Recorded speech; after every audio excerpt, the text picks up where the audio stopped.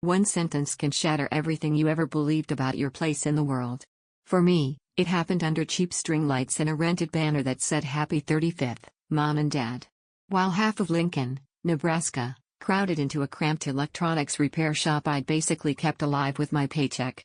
I was standing there in a dress I'd second-guessed 3 times, watching people clink glasses I paid for, next to a 3-tier cake I'd ordered, listening to a band I'd hired, and then my little brother, let's call him the Prince, grabbed the mic, reeking of whiskey. Everyone else calls him Riley. But I call him the Prince because in my family, that's what he was. The chosen one. The golden boy. The one whose failures were quirky and whose every half-finished project was genius in progress. He raised his glass, pretended to toast my parents, then pointed at me and slurred into the microphone. And Clarissa? What do you even do? Shuffle papers at some desk job? You're useless here. Get out of here. No one wants to see your face. The room went dead silent. I waited, begged, in my head for someone to say something. My mom. My dad. An aunt. A neighbor. Anyone. No one did.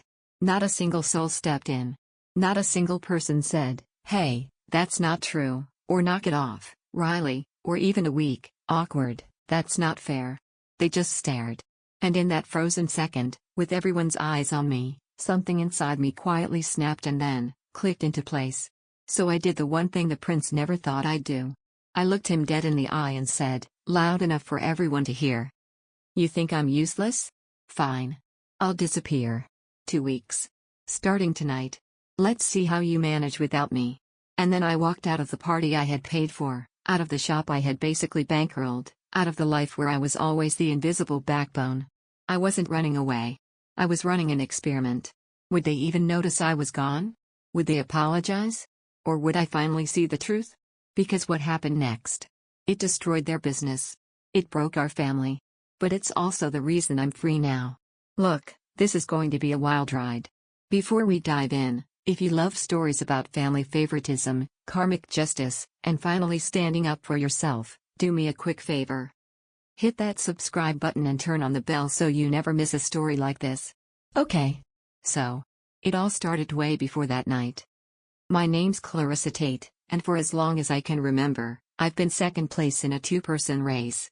I grew up in Lincoln, Nebraska, above my parents' little electronics repair shop, a dusty, cramped place that always smelled like solder and burnt plastic. Old CRT TVs, tangled cords, broken radios. That was the scenery of my childhood. And right in the center of that world was Riley, the Prince. Growing up, people used to stop by and say things like, "Your boy is something else, Beverly. Kenneth, that kid is gonna make you rich one day." My mom would glow. My dad would puff his chest out. Riley would grin and push his too long hair out of his face like some genius rock star engineer. And me? I was just there. I was the kid who read silently in the corner. The one who borrowed programming books from the school library because our budget didn't include fancy classes or online courses. The one who stayed up late on our old family computer, teaching myself to code simple games. I still remember the first time I thought, maybe they'll finally notice me. I was 8. My school had a science fair, and I spent weeks building a little maze game on that ancient computer. My pixelated character was this tiny blue square weaving around obstacles. To anyone else, it probably looked like nothing. To me, it was magic. I'd written every line of code myself using a book that still smelled like the library shelves. I begged my parents to come. "Please, Mom, you have to see it. I made a game. A real game. Dad, they're giving out ribbons and stuff. It's a big deal. Tech camp people might be there." They smiled, but there was this distracted fog in their eyes. "We'll try, honey," Mom said. "We'll see how the shop is, okay?" Dad added, "We'll see what we can do." I clung to that. "We'll see." The day of the fair, I stood next to my old computer on a folding table, my little game loaded and ready. I wore this oversized hand-me-down sweater and my best jeans. Every time the auditorium doors opened, my heart jumped. They never came. I watched parents crowd around other kids' volcanoes and solar system models and robot arms. I watched moms take pictures, dads clap too loudly. When they announced I'd won 3rd place, the ribbon felt weightless in my hand. Walking home alone with that cheap ribbon in my pocket, I remember passing our shop and seeing the lights blazing. The open sign was still on. Through the window, I saw my mom and dad standing with Riley around some half-disassembled stereo, beaming. Later that night, I heard them talking in the kitchen while I washed my ribbon under the tap, trying to get some sticky soda off it.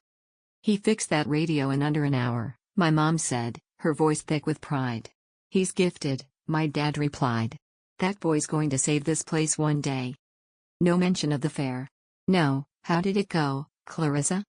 Just Riley, the prince. That was the first time I remember thinking, okay. Got it. He's special. I'm optional. As we got older, the favoritism stopped being subtle. When Riley needed new sneakers, he got them. "He's always on his feet at the shop," Mom would say. "He needs support." My shoes? Hand-me-downs with frayed laces. Birthdays? Riley got big parties. New gadgets. A shiny computer for his future. One year, my mom handed me a used notebook with bent corners and said, "Sorry, sweetie, money's tight this year. But you always loved writing, right?" I did love writing. But it wasn't about the notebook. It was about the effort. Riley's birthday that same year? My dad wheeled in this gorgeous, top-of-the-line PC. "You need a real machine," he told Riley. "For your projects. This old junk won't cut it for a genius." I stared at that computer like it was a portal to another universe. I wasn't jealous he got a good machine. I was jealous no one thought I deserved one too. So I made do. I'd sneak onto that computer late at night when Riley was asleep, quietly booting it up while the house was dark. I'd sit there in a hoodie, breath held, writing little programs. I devoured library books about HTML, JavaScript, anything I could get my hands on. Once, I built a simple website for a school project. It was nothing fancy, just a few pages about local landmarks for a history assignment, but I was proud of it. I printed the grade sheet, A+, by the way, and brought it home. "Mom, look," I said, shoving it toward her while she dried dishes. "I made a whole website. My teacher said it was college-level work." She glanced at the paper, gave me a quick nod. "That's nice, honey," she murmured. Then she turned to Riley, who was sitting at the table poking at a circuit board. "Riley, show me that thing you were working on. The one with the blinking lights. I want to see." I stood there holding my A+ paper in a kitchen that suddenly felt too small. "That's nice, honey." It was always just nice. If you've ever felt invisible in your own family, you know that sting. You start wondering if maybe you're overreacting. Maybe you're being dramatic. Maybe being ignored isn't that big a deal. But it wears you down. One that's nice at a time. In high school, I joined a regional coding competition. It was the biggest thing I'd ever done. I built a virtual pet simulator, basic graphics, but I poured myself into it. I spent nights debugging until my eyes burned. I told my parents again and again. There might be scouts there. Tech camp people. It could lead to something. They said the usual. "We'll try to make it. It depends on the shop. You know how it is." What I didn't realize was that Riley had a talent show the same day. He was doing some on-stage demonstration, fixing a broken speaker live in front of a crowd. Guess where my parents went? I still remember walking onto that stage with my laptop, knees shaking, scanning the bleachers for their faces. Nothing. I won second place that day. They gave me this crisp certificate with my name in bold letters. On the bus ride home, I fantasized about walking through our front door and having my mom scream, "There she is." My dad would grab me in a bear hug. They'd pin the certificate to the shop wall. Instead, I walked in and found them buzzing around Riley. "You should have seen him," Mom said, hands flying. The whole audience gasped when the speaker suddenly worked. Dad added, "That's my boy. Natural under pressure. Not everyone can do that." Riley gave me a lazy grin. "Hey, Clar," he said. "How'd your little computer thing go?" I held up the certificate, suddenly embarrassed. "I got second," I said. "It was good." Dad glanced at it, nodded once. "Nice work, Clarissa," he said. Then he turned right back to Riley. "Anyway, we gotta talk about getting you better equipment. That old soldering iron won't cut it." "Nice work, Clarissa." After that, I stopped showing them things. I kept coding. I kept writing. I kept earning good grades. But I stopped bringing home certificates. I stopped hoping they'd be proud. Because I finally understood, it didn't matter what I did. I was never going to be the prince. Fast forward a few years. I'm 16, working evenings at a diner, scraping plates and refilling coffee to save for college. Meanwhile, the shop, my parents' big dream, is barely hanging on. The sign outside is faded. The open light flickers. Bills pile up on the kitchen table. One night, Dad calls me while I'm walking home from my shift. The winter air cuts straight through my jacket. "Clarissa," he says, voice tight. "We got a situation with the bank. They're talking foreclosure if we can't make a payment by Friday." My stomach drops. "How much?" I ask. "2,000, he replies. "I wouldn't ask, but you've been saving, right? You're good with money."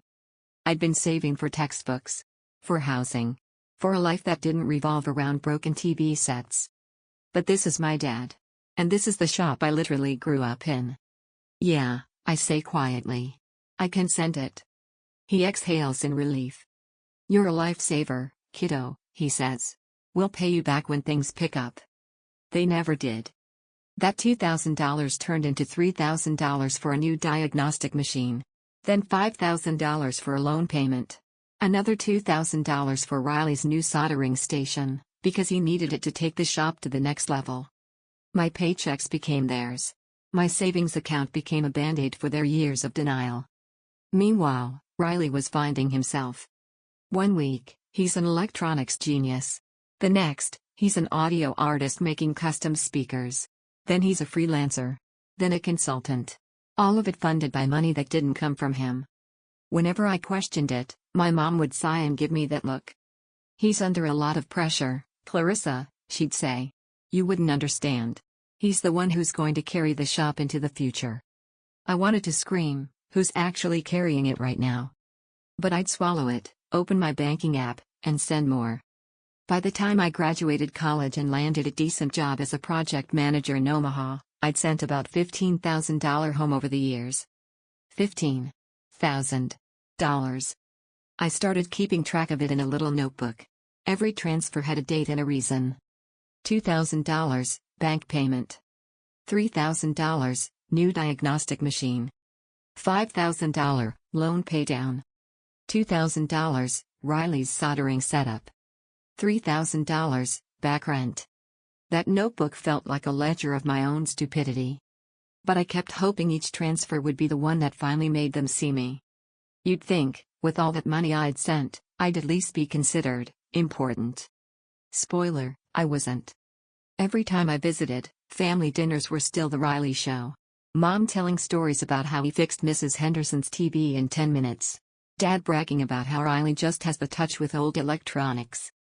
If I mention my job, how I'd led a project at my company, how my boss praised my work, I'd get a polite nod. "That's good, honey. Stable job, that's what matters." And then someone would say, "Riley, tell them about that speaker you designed," and I'd disappear again, right there at the table. One time, I tried to speak up. I'd just paid off another urgent bill, $3,000 this time. I was exhausted. Burned out. Done. We were in the shop after closing, the place quiet except for the hum of an old fridge in the back. I cleared my throat. "I just feel like," I started, "I'm doing a lot for the shop. I've sent a lot of money. It would be nice to feel, I don't know, appreciated. Or at least like it's not just my job to fix everything." My mom looked genuinely confused. "What are you talking about?" she asked. "We are appreciative. We say thank you all the time." Dad chimed in. "And it's family, Clarissa. This is what families do. We all help where we can. Riley helps with repairs. You help with money. We all have our roles." Riley, leaning against the counter, smirked. "Yeah, Clar," he said. "You've got the big city job. It's easier for you." I stared at him. "You could help too," I snapped. "You could get a part-time job, at least. Or stop buying new headphones every time a different brand drops." He rolled his eyes. "Oh my God, you're so dramatic," he said. "You're overreacting." Mom put a hand on my arm. "Honey, don't start a fight," she murmured. "You know how sensitive he is. He's under a lot of pressure." There it was. The line. He's under a lot of pressure. You wouldn't understand. Be the bigger person. In that moment, I realized something ugly. They weren't just ignoring my feelings. They were actively enabling his behavior. The only person in my life who actually said what I needed to hear wasn't related to me at all. Her name is Megan, a co-worker from my job in Omaha. She's the kind of friend who shows up with iced coffee when you look tired and says, "Start from the beginning instead of 'it'll be fine." One night after work, we were sitting in this little bar near the office, half empty on a Thursday. I'd just wired another $2,000 home. I could feel the resentment sitting heavy in my chest. Megan stirred her drink, watching me. "You look like you're about to either cry or commit a felony," she said. "What happened?" I laughed weakly. "Do you ever feel like you're only useful when you're fixing someone else's mess?" I asked. She raised an eyebrow. "Okay, so this is about your family," she said. "Start talking." So I did. I told her about the science fair, the competitions, the shop, the money, the way my parents lit up for Riley and dimmed for me, the way every conversation about boundaries turned into me being selfish or dramatic. I even showed her my little notebook, the one where I'd logged every transfer. She flipped through it slowly, her face tightening. "Clarissa," she said finally, "this isn't helping family. This is financial abuse. They're using you as a walking ATM." I flinched at the word abuse. "I mean, they don't mean to," I said quickly. "They're just desperate. And they believe in him. They think he'll turn it around." She looked me dead in the eyes. "Yeah. They believe in him with your money," she said. "You know what I'm hearing? They praise him for potential and use you for results. You're not the daughter to them. You're the safety net." I stared at my drink, my throat tight. "Am I overreacting?" I whispered. "They always say family sacrifices. Maybe this is what being a good daughter looks like." Megan leaned forward. "No," she said firmly. "You are not overreacting. They are completely enabling him. They're letting him play genius while you bleed yourself dry. That's not love. That's convenience." Hearing someone else say exactly what I'd been terrified to think out loud felt like a punch and a hug at the same time. "If you were in Megan's seat, what would you have said to me? Would you have told me to cut them off? To keep helping? Let me know what you think, because back then, I honestly didn't know what the right answer was." Which brings us back to that night. My parents' 35th wedding anniversary. I'd decided, stupidly, that this would be my big "see me now" moment. I paid for everything. The tables. The decorations. The 3-tier cake. The band. I even took time off work to drive back and help clean up the shop so it wouldn't look like a junkyard in all the pictures. The shop never looked better. String lights across the ceiling. Polished counters. Old TVs pushed aside to make space for a makeshift dance floor. People kept saying things like, "This must have cost a fortune," and my parents would smile and say, "Riley helped plan it all. He's got such an eye." I wanted to scream, "It was me. I did this. I paid for this. I made this happen." But I didn't. I floated around refilling snacks, checking on the band, making sure the cake stayed cold.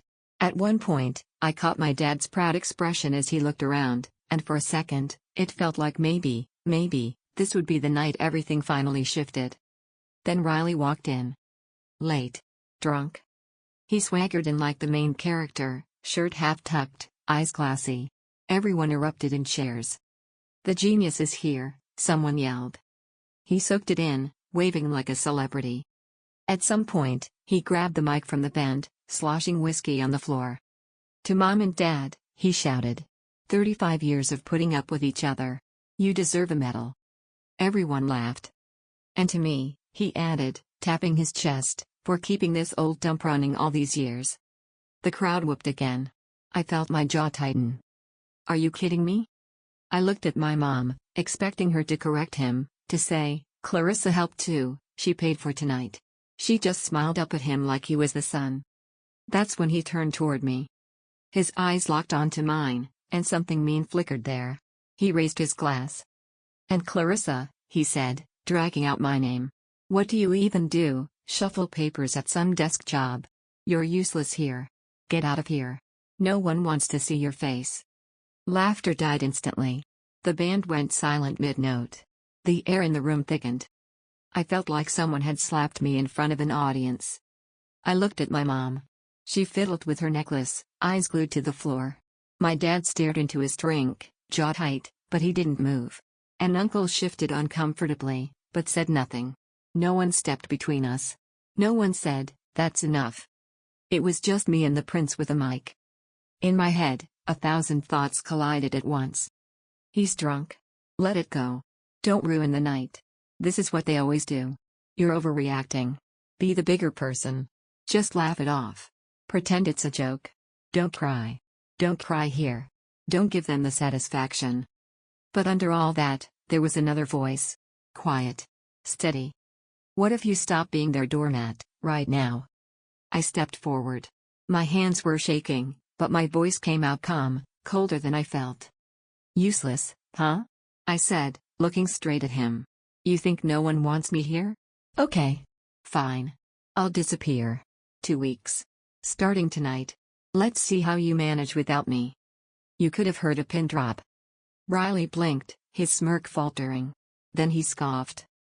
Good riddance, he muttered, but it sounded less confident. I turned to my parents, waiting, hoping, for someone to say, "Don't go." Nothing. My mom opened her mouth, then closed it. My dad's eyes flicked up to mine, unreadable. Nobody moved. So I did. I walked past the tables I'd rented, past the cake I'd bought, past guests who couldn't meet my eyes.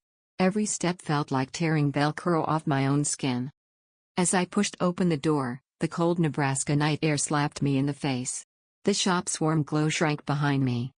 I wasn't running away. I was finally running toward myself.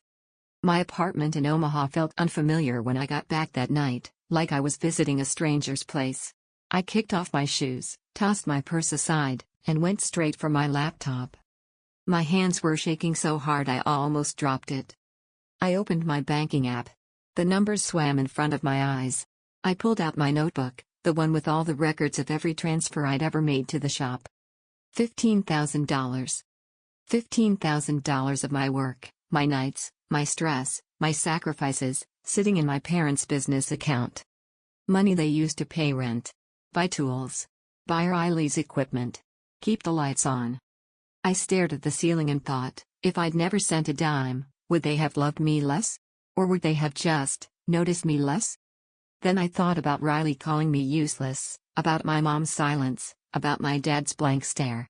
About all the times they'd said, "Be the bigger person," as if that meant be our doormat. I scrolled to the shop account details. My finger hovered over the transfer button. A voice in my head whispered, "This is wrong. You can't just take it back. You'll ruin them." Another voice answered, "It was yours in the first place. You didn't steal it. You donated it. And they treated you like trash anyway." My heart pounded in my chest. And then I did it. I entered the amount, $15,000. From shop business account to my personal savings. I hit confirm. The app spun for a second. Then, transfer successful.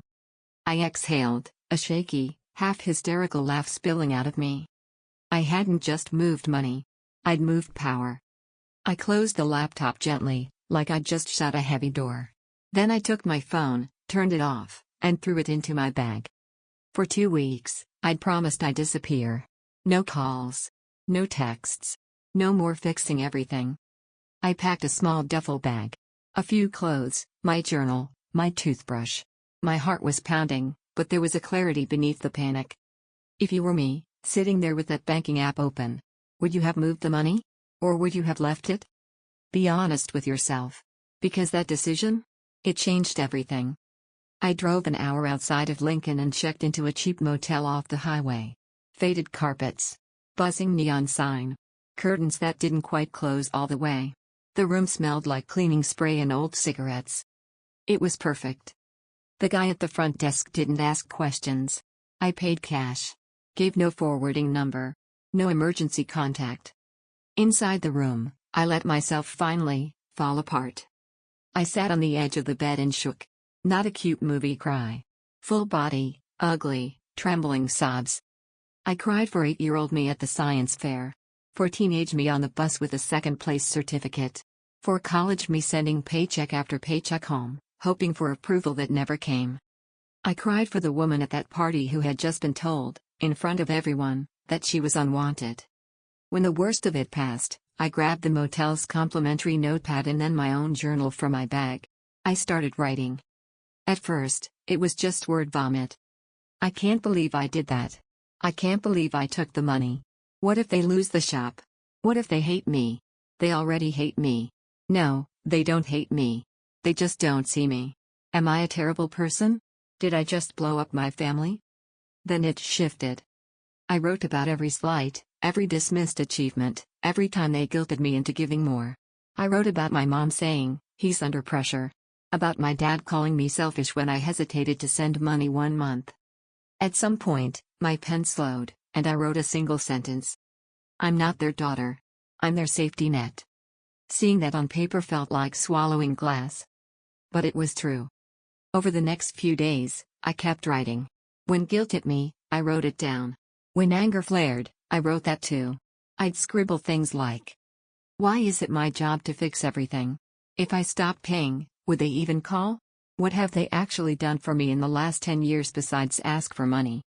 Slowly, the writing stopped sounding like a confession and started sounding like a case file. Evidence. Patterns. Reality. In that crappy motel room, I met myself without their expectations hanging over me. And for the first time in my life, I didn't feel small. I felt dangerous. Like someone who could change her own life. On day 3, I finally turned my phone back on. It lit up like a Christmas tree. Missed calls. Voicemails. Texts. The first thing I saw was a message from Riley, the prince himself. "Riley, you drained the account. You're a thief, Clarissa. Fix this now." No, where are you? No, are you okay? Just accusation. My chest tightened. For a second, I almost responded. Almost. Instead, I scrolled. Voicemails from Mom. "Clarissa, what have you done? The account is empty. We can't pay rent or suppliers. Call me back right now." Her voice wasn't worried. It was furious. Voicemails from Dad. "Clarissa, this isn't funny. The bank is breathing down our necks. You need to put the money back. This is selfish. We raised you better than this." Selfish. There it was again. I locked the phone and threw it onto the bed, heart pounding. I didn't call back. I'd told them, 2 weeks. 2 weeks where I did nothing for them. The next couple of days, the messages kept coming. "Riley, you're screwing us over. Riley, you think you're smart? You're not. Riley, if the shop closes, it's on you." Every text was a knife. But there was a strange, quiet voice in me now whispering, "No. It's on him."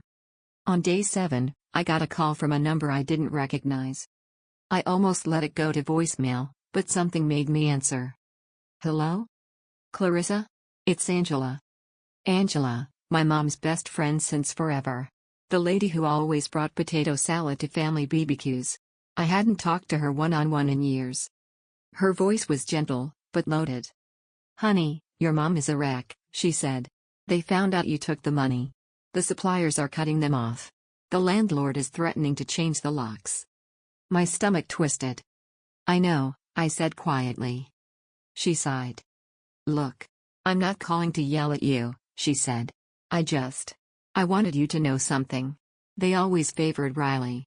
You know that, right?" I blinked. Hearing someone say it out loud hit me harder than I expected.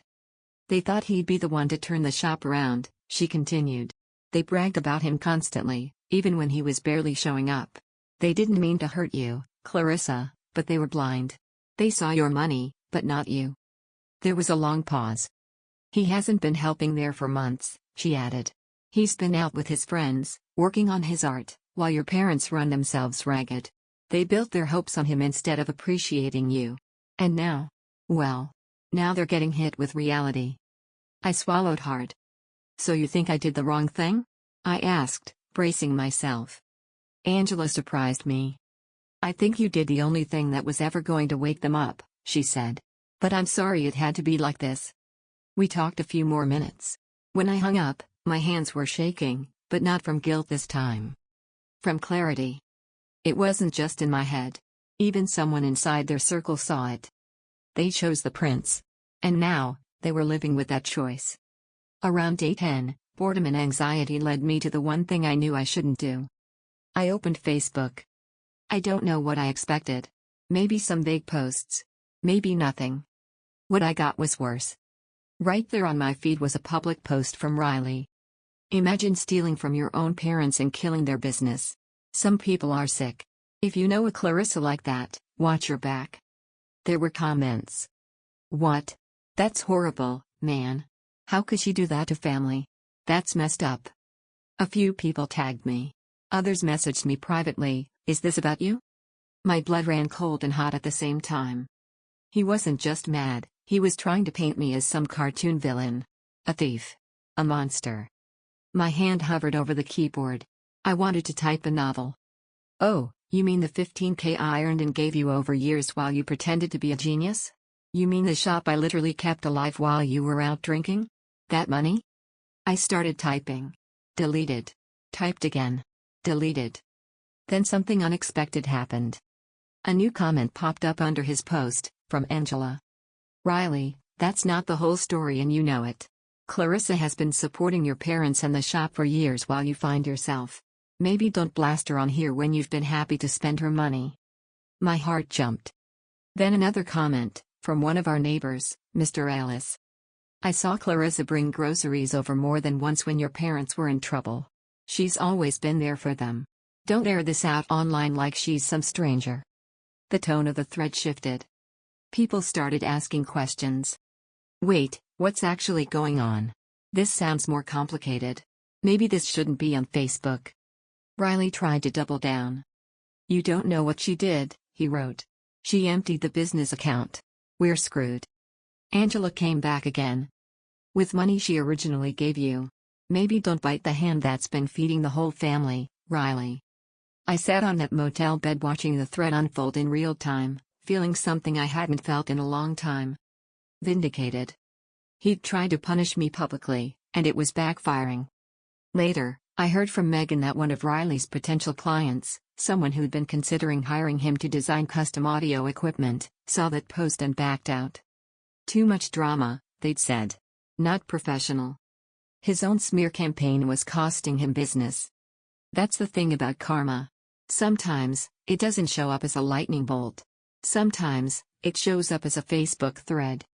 On day 15, the day my 2-week experiment was up, I packed my bag, checked out of the motel, and drove back to my apartment in Omaha. I sat on my couch, took a deep breath, and turned my phone on again. It didn't take long. The first call was Riley. I let it ring once, twice. Then answered. What? I said, flat. He didn't waste time. You need to put the money back, he snapped. The shop's done because of you. You're killing us, Clarissa. His voice shook with anger, but underneath it, I heard something else, fear. I thought about that night at the anniversary party. About no one wants to see your face. Who didn't want to see my face again? I asked quietly.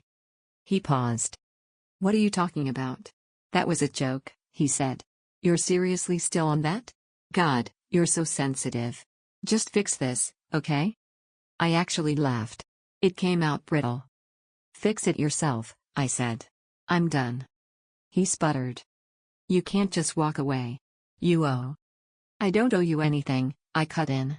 I paid more than my share. You had your chance to show up. You didn't. Figure it out. I hung up. My hands were shaking, but not from fear this time.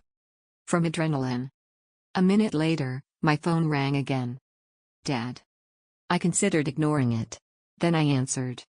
Clarissa, he said, voice low and disappointed. This is selfish. You took everything. The bank's coming for the shop. Your mom is heartbroken. There it was again. Selfish. My eyes stung, but I held my ground. Selfish? I said. You let your son humiliate me in front of our entire family. You watched. You said nothing. You've taken my money for years. I kept your business alive while Riley played genius. And I'm selfish? He sighed heavily. We didn't mean for him to hurt you like that, he said. He was drunk. You know how he is? Yeah, I replied, voice steady. I know exactly how he is. And you do too. You just never wanted to deal with it. Silence. Put the money back, he said quietly. We can move past this. I closed my eyes. No, I said. You can move past me instead. I hung up. My phone vibrated a few more times. I didn't answer. I tested them. I disappeared. I'd taken back my money. And their reaction told me everything I needed to know. They cared about what I gave them, not about me. A week later, I got an email from a childhood neighbor. Thought you should know, bank shut the shop down. Repossessed most of the equipment. Your parents are roughing it. I stared at the screen, waiting for the wave of crushing guilt to slam into me. It didn't. Was I sad? Yeah. That shop was my childhood home. Every corner had a memory. Losing it hurt. But was it my fault? No. I hadn't created their debt. I hadn't forced them to ignore bills while buying Riley new gadgets. I hadn't told them to put all their hope in the prince while treating the person actually paying the bills like an afterthought. They'd built a house on a rotten foundation. I just stopped propping it up. I heard, through the grapevine, that my mom took a part-time job at a grocery store. My dad started working at a hardware chain. Riley? Riley was driving a delivery van. 12-hour shifts. No more genius inventor persona. No more expensive art supplies and fancy headphones. For years, people had said, he's going to save the shop. Instead, his laziness and entitlement helped sink it. The prince had finally been dethroned, not by me, but by his own behavior. I didn't reach out. They didn't either. The silence between us solidified into something permanent. 6 months after that night at the anniversary party, I stood in the middle of my new apartment. Not the old place where I cried into my keyboard. A new space. Bright. Airy. Big windows looking out over the city. My own couch. My own desk. My own life. Paid for with my money. Chosen by me. Filled with my things. Work was better than ever. I'd gotten a promotion, team lead on a major tech project. The kind of role that came with late nights and big responsibilities, but also respect. Recognition. A title that meant something. My manager had said.